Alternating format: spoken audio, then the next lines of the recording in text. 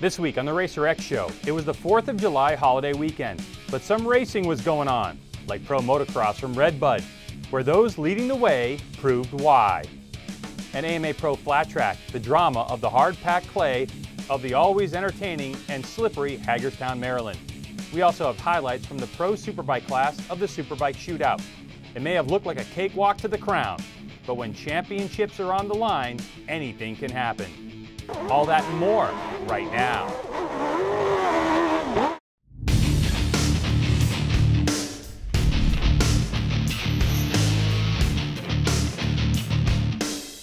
Hello everyone and welcome to the Racer X Show presented by Chaparral Motorsports. I'm your host Greg White, and we certainly hope you had a great 4th of July weekend. We did. Not a ton of racing going on during the holiday season, but enough to get your heart pumping. So let's get after it. The Racer X Show with Greg White is being presented by Chaparral Motorsports. Visit Chaparral Motorsports online at chapmoto.com. Heading into the halfway point of the Lucas Oil's Pro Motocross Championship, two riders are standing out from the rest. Red Bull KTM teammates Ken Roczen, number 94, and Ryan Dungey, who runs in number 5. Now here are some stats for you. So far, Roczen, who leads the championship, has 1 third-place finish, 5 second-place finishes, and 4 wins. That's it, nothing below third. Dungey, 2 fourths, 2 thirds, 4 seconds, and 2 wins. Those fourths would have Dungey 16 points back in the chase. But for the 450 class rookie Roczen, the trip to Michigan, well, he'd maximize his points, just like he did earlier in the year in Hangtown. To the video we go, and RedBud in Buchanan, Michigan. Several riders calling it their favorite on the circuit. Moto 1 of the 450s is up, and third in points, number 7 James Stewart on the Yoshimura Suzuki tries number 33 Josh Grant on his Toyota Yamaha JGR-YZF, and blammo! Stewart's RMZ reported as destroyed. Yosh would put a new one together for Moto 2. But up front, coming off a bad start, Roczen. Here zipping by early leader number 41 Trey Kennard, Team Muscle Milk Honda. Dungey had worked his way into second over Kennard, but had this bobble to allow Kennard to go back by. Dungey would never recover. So, the number 94 Ken Roczen, coming off a win in Tennessee, takes his second moto win in a row. So Kennard, who, take out the first moto of the season where he finished 7th, has nothing but top 4s, while James Stewart is going the opposite way. Brett Metcalf on the Monster Energy Kawasaki had his teammate Ryan Villapoto there cheering him on. 7th in this one. Moving on to Moto 2, on the inside is number 41 Kennard, fighting fiercely with Ken Roczen. Eventually Roczen would park Kennard on the inside move to take the point, and watch the grip and acceleration of that KTM. Brap! That was all she wrote in this one. Roczen would take off and take his 3rd win in a row, 2nd on the day.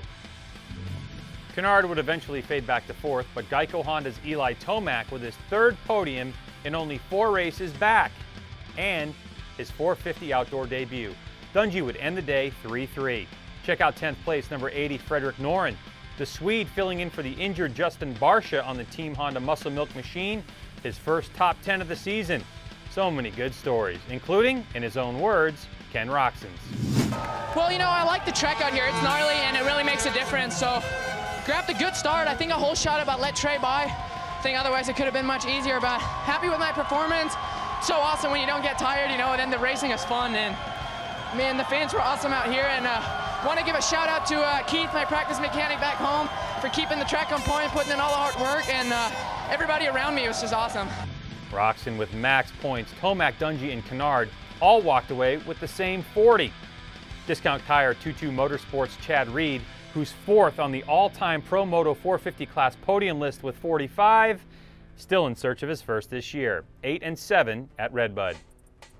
The points look like this. Roczen gets 10 on Dungey, while Stewart's bad luck weekend sees him drop a spot. Not on the list, Eli Tomac, already up to 12th overall. We could see him on this panel after next week at Budds Creek. We move on to the 250 class, where points leader Jeremy Martin hadn't won a moto since he swept the first 5.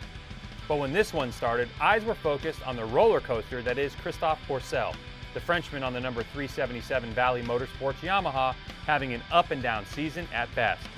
And in this one, he struggled to keep balance and tipped over. He would get up again, only to crash one more time. But he wasn't the only one with problems. Battling for 5th, Dean Wilson and Cole Seeley came together. Boink! Both go down. And how about Marvin Musquin in 3rd? He got his legs stuck in the rear wheel, needing a little bit of help. Little help to get going. Justin Bogle with a tip over. But one guy who fought for it and fought hard, back on top, Jeremy Martin on his Yamalube Star Racing Yamaha. That's a W. Blake Baggett on the Monster Energy Pro Circuit Kawasaki 2nd. Jason Anderson on the Rockstar Energy KTM, able to hold off the charges of Musquin for the final podium spot. When the gate dropped on Moto 2, it was number 43, Joey Savacci, with the early lead on his Rockstar Energy KTM. But Justin Bogle on the GEICO Honda just plain wanted it and grabbed the lead. But this is motocross, and sometimes this happens. Bogle with a cross rut off the side of the track, and done. He'd end up 12th. But when it was all over, it was Yamalube Star Racing Yamaha's Cooper Webb who had to duke it out with teammate Martin for the victory. Marvin Musquin on the Red Bull KTM walks away with his first podium of the year. Wilson and Seeley with some better results in 5th and 6th respectively. But overall, with the 1-2 on the day, Jeremy Martin. Take it away. And I had a great battle with my teammate Cooper in that one. I couldn't get around Bogle, thought I had him.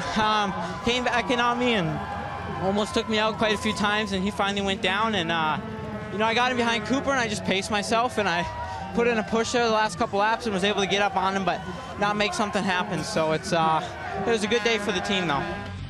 Since we just heard from Martin, he's the winner. But Marvin Musquin and Anderson swap places, giving Marvin 2nd overall. How about that? Cooper Webb does some damage control, 14th and 1st. Good enough for 5th place. So Martin extends his lead. At the halfway point of the season, he's stopped the bleeding for now. 15 in the plus column over his teammate Webb, giving Martin a 23-point advantage. And to watch all the great practice and race action this weekend, you can do it on the web. ProMotocross.com/live. 10:30 a.m. East, practice. 12:15 pre-show. Moto 1, 1 p.m. East. 3 p.m. for Moto 2. On TV, MAV TV at 1 p.m. That's live Moto 1. And at 3 p.m. on NBC SN, Moto 2. You can always check out what's going on each week as we bring you race highlights right here on the Racer X Show, presented by Chaparral Motorsports. Motocross fans know that it's usually right around RedBud that the rumor mill starts heating up about which 3 riders will represent Team USA in the annual Motocross of Nations, which takes place at the end of September each year. Now this time, the race will be held in Latvia, which is over in Eastern Europe, on September 28th. After winning 7 times in a row going back to 2005, Team USA has come up empty-handed at each of the last 2 Motocross of Nations. So it's crucial that Team USA manager Roger DeCoster come up with a strong lineup. That might be easier said than done, in large part due to the calendar. The last round of the Lucas Oil's Pro Motocross Championship is August 23rd. That's 5 weeks before the Motocross of Nations. Any rider on the AMA circuit who is chosen, whether he's going to race for Team USA or Team Germany, maybe Team France, Australia, whatever, must stay in shape and keep riding and testing for more than a month while everyone else is taking a long overdue rest after racing almost non-stop since January. Then it's right back to the grind in October for pre-season Supercross testing and training in order to be ready for Anaheim in 2015. It doesn't leave a lot of downtime to, say, I don't know, get married, which Ryan Dungey's going for, or healing up from injuries like Ryan Villopoto or Justin Barcia will still be doing, or switching teams, which a lot of guys may be doing. Riders in Europe, they don't have that calendar problem. They race GPs through September, and there's no Supercross season over there to get ready for. They won't need to be in race shape again until next spring. Add it all up, and you probably see why Roger DeCoster may have his hands full in pulling together Team USA 2014. Stay tuned. Like I said at the top of the show, we only had a couple series racing over the 4th of July weekend. Pro Motocross, which you just saw, and AMA Pro Flat Track, which you're getting ready to see. Some info before we get you there. Hagerstown Half Mile is known as a hard-packed, slippery clay track, a stark contrast to what we saw in Lima, Ohio last weekend. And a non-Harley-Davidson powered motorcycle hasn't won Hagerstown since 1996. Got it? So, off we go to Maryland. After the heat races were in the books, most thought that the red-hot Kenny Coolbeth Jr. was the man to beat. And in a way, he was. Because when the throttles were opened up and the dust settled, it was Donati Racing's Coolbeth with the early lead. Behind him, Villa Esparza Crosley Radio's Brian Smith on the Kawasaki-powered number 42. And number 9, Rogers Racing Harley-Davidson's Jared Mees. It was like that until lap 8, when in sure disgust, Coolbeth had to pull off the line with a mechanical issue. That left Smith and Mees to have at it. And have at it they did. Mees hounded his good friend from Michigan. Steel shoe only inches from Smith's rear wheel. These guys raced all over the half mile. In the blue groove, off the blue groove, both in search of one thing, traction. But when the white flag was flying, Smith dropped the hammer and would not look back, taking a double checkered flag for his second win of the season.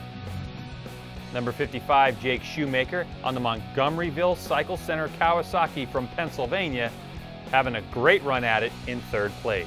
But the day goes to Brian Smith, so let's hear from him. Man, I never would have, I don't think any of my competitors really bet on me to win it. I don't think anybody picked Jared to win Lima last week, and I don't think they picked me to win this week. It's just not our cup of tea, and you know, I'm very fortunate. I got just a great group of guys behind me, and we just put it all together finally, and felt great. And I just put my head down, and I've rode a lot of laps with Jared on my heels or just on his heels, and we've traded a lot of paint on the ice all winter. You know, we're best friends, and he lives just a few miles from me, so we'll be bragging about this till the next one, and you know, luckily I got 2 weeks for the next race to rub it in a little bit. Oh boy, it is snug up top, with Mees taking over the lead, 1 point ahead of Jake Johnson, then Coolbeth Jr., and Smith all tied up with 99, only 5 back. The racers get a week off, but then it's off to the West Coast for 5 in a row. We know this is going to look very different by then. Exciting stuff. And speaking of exciting stuff, the Pro Singles always brings good excitement, and this race was no different. We're just going to take you to the last lap of this one with track announcer Scotty Dubler. It is Wells, Johnson, and Fisher, 1, 2, and 3. What a race we have. Johnson goes around the outside looking for the lead. Kaylee, his sister, is going to get the victory lap if he can pull it off. Johnson tasting a victory. Here he comes. Johnson makes a pass as they go into turn 3. Shuts the door on Wells.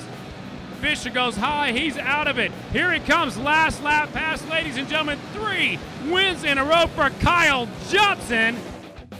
Parkinson Brothers Racing's Kyle Johnson on his CRF 450R with a last lap win, followed by GE Capital KTM's Ryan Wells, and still looking for his first Pro Singles win, Warren, Oregon's Davis Fisher. Vanderkoy and Bromley completing your top 5. Let's hear from Kyle Johnson. I thought we got off to a decent start, kind of a rough start, and we had our work cut out for us. By the time I got in the 3rd, Ryan and Davis, they were out there, and I knew I just had to keep pushing myself. Man, it's got to be the best win yet, because I just had to work for that one. So right there, come across the flag, white flag, you're not in the #1 spot. How'd you put it together? Oh, I just knew I had to push it all right there, and that was either do or die, pretty much. Oddly enough, the finishing order is also the way they fall in the points. Johnson, with his 3 wins in a row, climbs from 4th to 1st, 2 ahead of Wells. Brendan Wilhelm drops from 1st to 4th with his 10th place finish. Expect this type of points battle all the way to Pomona. On to road racing and the GEICO Motorcycle Superbike Shootout presented by Yamaha and the Pro Superbike class. In this one-off 3-race series, we've already seen 2 winners in 2 races, Yoshimura Suzuki's Martin Cardenas and Monster Energy Graves Yamaha's Cameron Beaubier.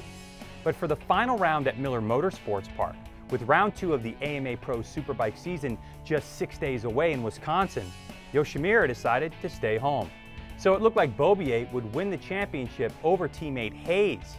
But looks can be deceiving. After qualifying, number 4 Hayes on his Monster Energy Graves Yamaha put his R1 closest to turn 1. But in practice earlier that day, the track record, which Hayes set in qualifying, was shattered in practice by number 2 Cameron Beaubier. So the scene is set. Even asleep at the wheel, Hayes was able to capture the early lead. In 3rd, from 2nd on the grid, factory KTM HMC's Chris Fillmore. But with just about 2 laps in the books, Beaubier made his move to pass Hayes. With Sicmo Tool Flyer Racing's David Anthony in 4th, Fillmore was doing his best to keep the Yamahas in sight, riding the wheels off his RC8 until he crashed. Fillmore would pick it up and continue. So fast forward to about the halfway mark. We were watching Chris Fillmore, who had worked his way up to 10th, All the while, Beaubier is out front, comfortably leading the race and the championship. And then, in total disbelief, Cameron Beaubier crashes, throwing his R1 on the ground. He runs over, picks it up, and gets going. Now the replay shows front brake, a little bit of a bump. We call that a low side. Cameron would have to bring it into the pits, so his race is over. But the drama doesn't stop there when the race was stopped due to a huge crash. We call that one a high side, and those really hurt. So with the red flag out and only a handful of laps left, Josh Hayes takes the win. David Anthony gets second on the day, a huge bonus for the Suzuki Privateer Points Award winner. And how about GEICO Honda's Chris Ulrich, his first podium in quite a while. And in fourth, Canadian Marcel Erny on the BMW. So far his best result in the series. And Fillmore all the way back up to fifth. But it's Hurricane Hayes time. You know, it's pretty cool. Superbike Shootout champion, I'll take it, you know. I feel bad for Cameron. It was his to win and his to lose. And unfortunately, it looked like he had a little tip over there, but I'm glad I was here to pick up the pieces for Monster Energy Graves Yamaha. So these guys have been really good for me and to me for a lot of years, and so I'm glad to put this one in the books for them. Hayes tops the final point standings and wins the Superbike Shootout Championship. And how about David Anthony in third? What a great mid-season event. Looking forward to next year's. The sixth stop of the World Superbike calendar was in Portimao, Portugal over the weekend. In the dry, race one, it was reigning world champ Tom Sykes on the factory Kawasaki taking the win. American Aaron Yates on the American-made EBR 1190RX equaled his best finish yet, 16th, just outside the points. Jeff May did 4 laps and pulled in. In race two, the temperature was the same, but it was declared a wet race, and it was crazy. Teammates Gintuli and Marco Melandri collided in the closing stages as the race was shortened to 18 laps. But Johnny Ray takes home the prize for his 4th win of the season. UK's Tom Sykes still with a healthy lead, 43 over Frenchman Gintuli, who lives in England actually. Former AMA Pro racer Chaz Davis, with his podium on the factory Ducati, has him placed 6th, some 125 points back. On to World Supersport in a red-flagged race due to rain on lap 13, in what was hailed as one of the closest battles of the season. It was Dutchman Michael van der Mark with the victory, just ahead of Ireland's Jack Kennedy and former world champ Keenan Sofoglu. American PJ Jacobsen continues his impressive debut season, finishing 5th. Takeaways crash at Phillip Island round 1, and van der Mark has won or finished 2nd in all of them. That's good enough for a 53-point lead. And with only 4 races remaining on the calendar. Some news coming out of the MotoGP paddock. It was announced that MotoGP superstar, and really world superstar, Valentino Rossi, has signed a 2-year extension on his contract with Yamaha. There was a huge question if Valentino Rossi would stay in MotoGP or retire. The 9-time world champ said that himself at the beginning of the season. So, good news for fans, and no doubt for the folks at MotoGP. Rossi on an M1 until at least the end of 2016, good stuff. Hey, we want you to get out and watch some racing, so if you're near Mechanicsville, Maryland, get out and see the Lucas Oils Pro Motocross race on Saturday. In California, World Superbike and AMA Pro Racing head to Mazda Raceway Laguna Seca from Friday till Sunday. AMA Pro ATV Motocross stops in New Berlin, New York for all the high-flying 4-wheel action. And on Sunday the 13th, AMA Pro Hill Climb is in West Branch, Michigan. By the way, we have a clip from Hill Climb.